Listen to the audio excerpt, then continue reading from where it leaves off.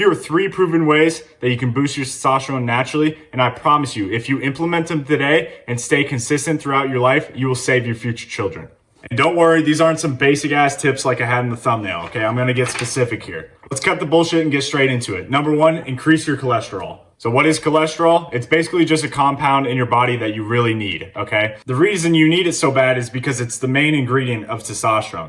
I'm gonna put up a flow chart right now. You can see that cholesterol is literally the first ingredient and step to create testosterone. So if you don't have high cholesterol, chances are your testosterone production will be limited. So how do you actually increase your cholesterol? Well, there's really only one main way, and that's your diet. Now, I want to get out all of the limiting beliefs that you've heard over the past couple years talking about cholesterol is bad for you. High cholesterol equals heart disease, or having too many high cholesterol foods will fuck you over and you'll die when you're 30 or whatever. Not true at all, okay? This is all modern health bullshit. Okay, if you really want to listen to your obese doctor telling you that high cholesterol is bad, you can go ahead and listen to him, and I guarantee you'll look like him in a couple years. So how do you actually get high cholesterol through your diet?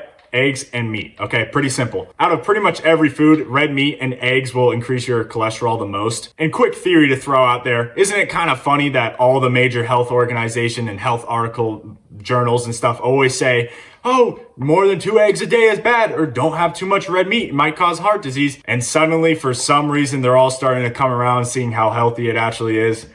I've been saying this shit for years, okay? I've been having 8 eggs a day for years, okay? This is nothing new, okay? Eggs and red meat, that's literally what our ancestors ate for thousands of years, okay? Did not fuck them over. I'm gonna give you an actionable step that you can start doing today for each of these tips. This way, this video won't just be another one of those times where you watch some self-improvement shit online and say, oh yeah, I should do that, and never actually end up implementing it. So your actionable step for this specific technique is eat 4 eggs every day for the rest of your life, okay?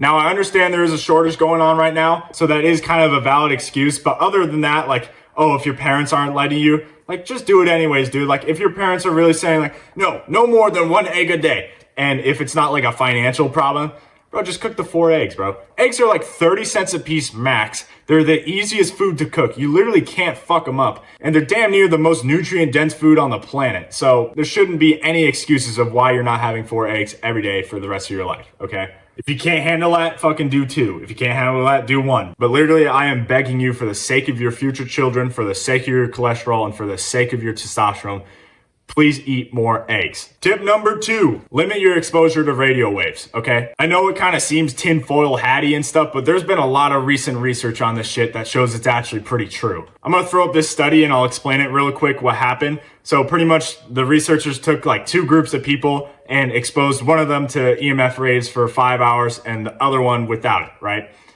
And you can imagine what happened to their testosterone and sperm. Fucking plummeted. The group that was exposed for 5 hours had significantly decreased sperm quality and count and testosterone, okay? So you can imagine if that's the effects after just 5 hours of having radio waves next to you, imagine what your testosterone and sperm count is like after 17 to, I don't know, 25 years of having your phone right next to your ball sack every time you put it in your pocket. Not to mention, every time you fall asleep, I know for a fact that you just put your phone on an end table right next to your head. So to sum that up, you're pretty much constantly exposed damn near 24 hours a day to these EMF/radio waves from either your phone, your headphones, your fucking AirPods, or I don't know if you're standing next to a microwave. So this one might seem pretty hard to get away from because your phone is really useful. I mean, I'm using it right now to record this video, but it is a pretty simple actionable step. So the step is, from this day forward, I want you to commit to never put your phone in your pocket again, okay? It's a really simple habit. I've been doing it for many months now.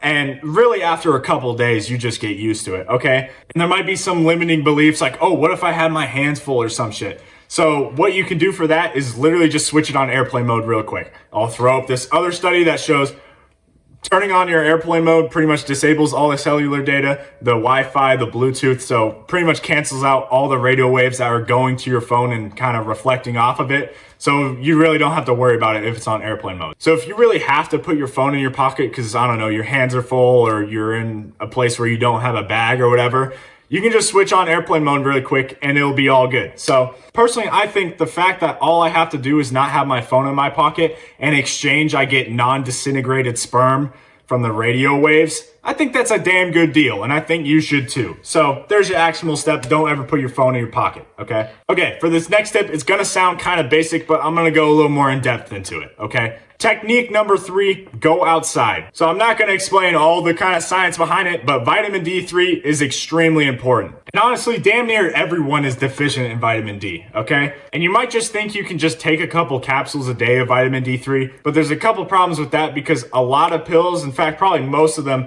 have estrogenic materials on the actual pill coating of the thing. And plus, it's just not going to be the same quality as the actual sun. My personal belief when it comes to supplements is that you should get all of them through either your diet or your environment, okay? And as a quick example, I don't have to take creatine anymore because I have a pound of red meat a day and that has 5 grams of creatine in it.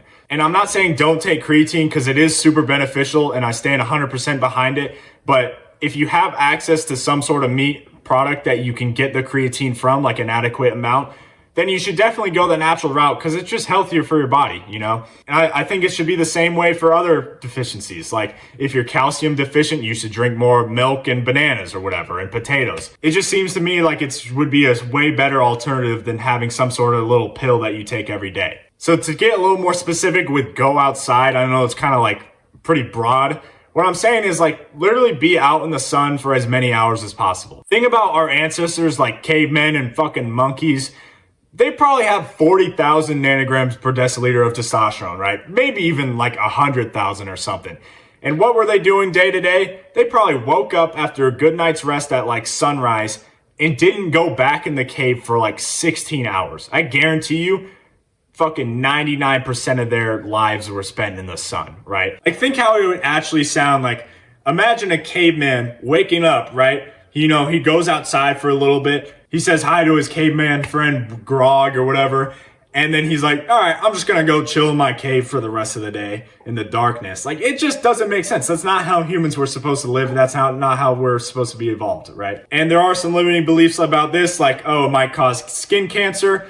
And that's like pretty much with new research completely proven false. I'll link a video in the description that pretty much explains the whole thing. In fact, it's actually pretty much the opposite. A lot of countries that don't have a lot of sun, like London and Canada, and I don't know, fucking the state of Alaska, they have like significantly high rates and sometimes even higher than other rates of skin cancer or melanoma than sunnier places. So the belief that skin cancer is caused by the sun is completely false. If this was true, then the majority of humans would die of skin cancer. And that's just not the case. And if you're really worried about getting burned or like damaging your skin or whatever, you can just rub on some coconut oil. It's not estrogenic. It's completely good for your testosterone.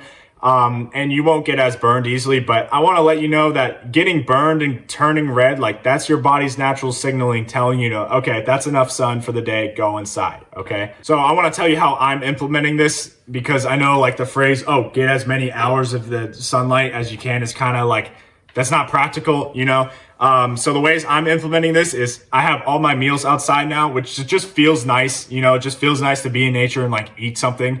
And it's no like extra work. Like I just bring my fucking plate outside and sit on a, you know, either the ground or the table and go on a couple walks every day, you know, either walk your dog or whatever, 15 minutes max. Like all this adds up. Like it doesn't have to be fucking 6 hours in a row, right? It will all add up. It will all like kind of go in your sunlight bank of the day, okay? Another way I've been doing this is every class period, I only have 3, but I just go on a little 5-minute walk. I just go to the bathroom and just take a walk in the sunlight, you know, just extra sunlight hours. You can kind of treat it as a game, honestly. You can just see how much sunlight you can get. But there's another limiting belief that you might be thinking of, like, oh, it's dark before I wake up, or it's super cloudy out.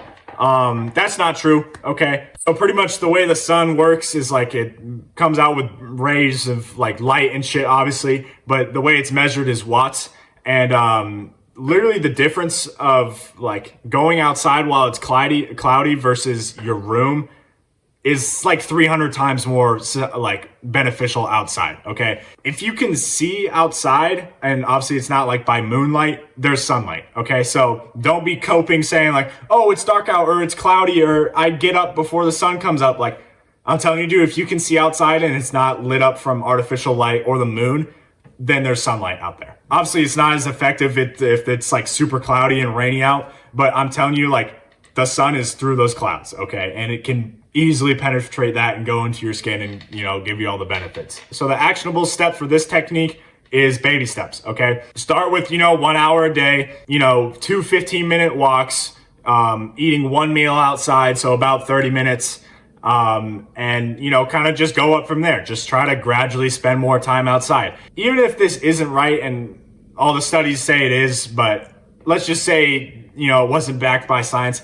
Like, you know, deep down, it's just good for you. Like, you know, you feel good when you're just outside and you spend a lot of time outside, because we're meant to. You know, we're not supposed to be indoors like I am right now, but we're meant to go outside and, you know, just enjoy the sun. So fucking apply that to your life, dude. That's all the techniques for this video. Quick review: eat 4 eggs a day for the rest of your life. Never put your phone in your pocket again unless you turn it on airplane mode, or sleep next to it.